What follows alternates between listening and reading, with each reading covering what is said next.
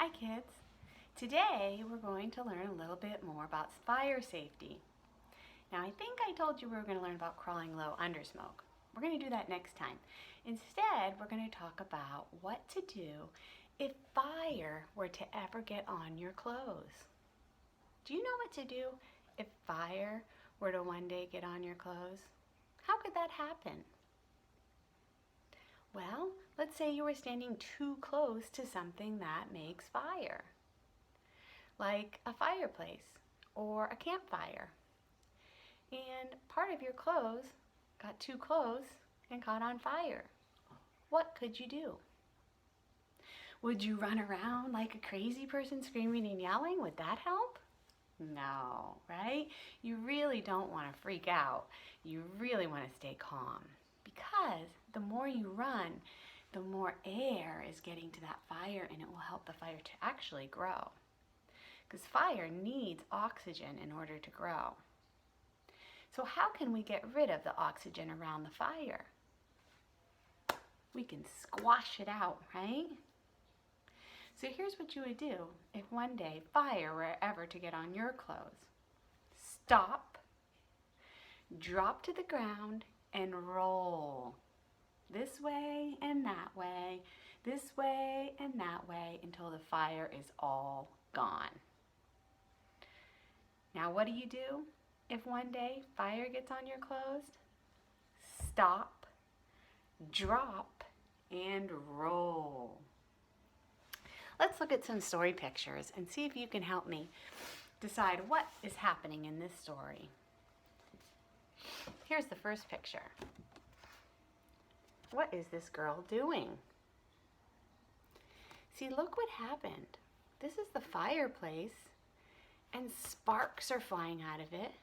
And look what happened to her ribbon. She got too close to that fire. Maybe she was dancing around and her ribbon flew out and a spark caught on it, and now there's a little bit of fire on her ribbon. What should she do? Do you remember? Let's see if she does the right thing. What's she doing? She's stopping and dropping, right? She's dropping down to the ground. And what's the next thing she'll do? She'll roll, right? She wants to try to squash that fire out on the ground. Here she is. She's covering her face to keep her face safe, and she's rolling this way and that way, this way and that way, until the fire is all gone.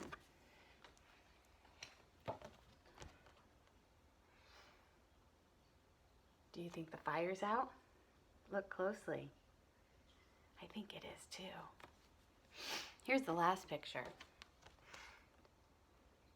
What do you think her mom might be saying to her? Do you think she might be saying, "Oh my goodness, I'm so glad you're okay"? Or do you think she might be saying, "You did such a great job, you knew just what to do to get the fire to go out"? So she's safe, right? The next part of this, we're going to talk about what things make fire, so we know to keep away from things that make fire, right? So we call this keep away or safe for play. So we're going to look first at some things that are just keep away. I'll ask you what this is, and you see if you can tell me what it is.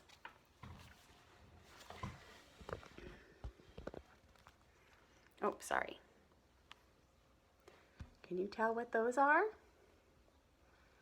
Those are matches.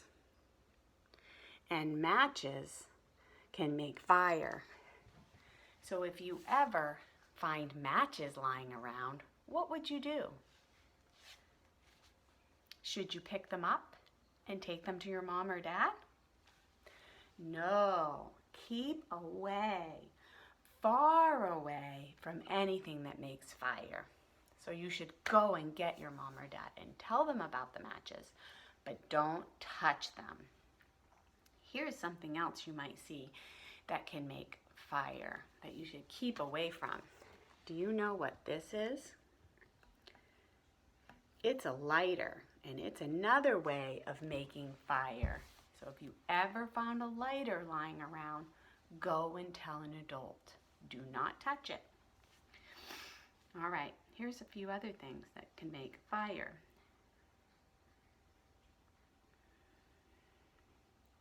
Or that you should try to keep away from.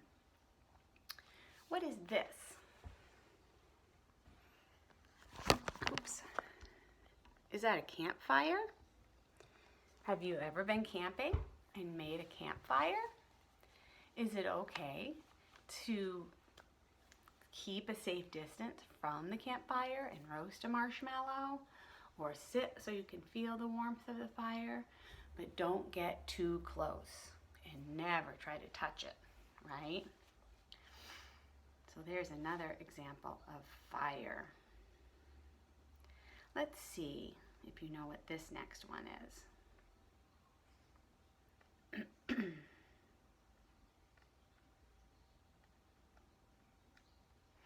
If I can find it, that is.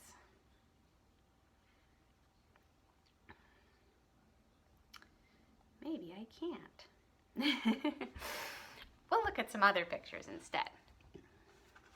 Here's what you're going to do for your activity today. You have a paper in your bag, and I want you to go ahead and split that into two parts. And on one side, I want you to put the smiley star, and on the other side, I want you to put this symbol. This means keep away. This means safe for play. So you have some pictures that I want you to cut out, and then I want you to decide, is this keep away or safe for play, and glue them on the right side. Let's start with this picture. What is it? Those are crayons. Are crayons safe for play or keep away?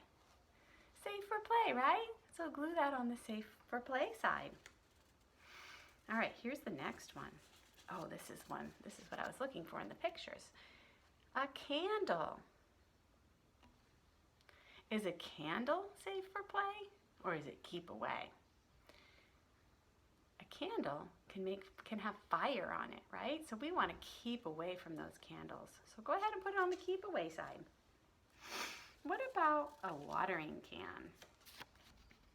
Is that safe for play? Can a watering can make fire? No. Go ahead and put it on the safe for play side.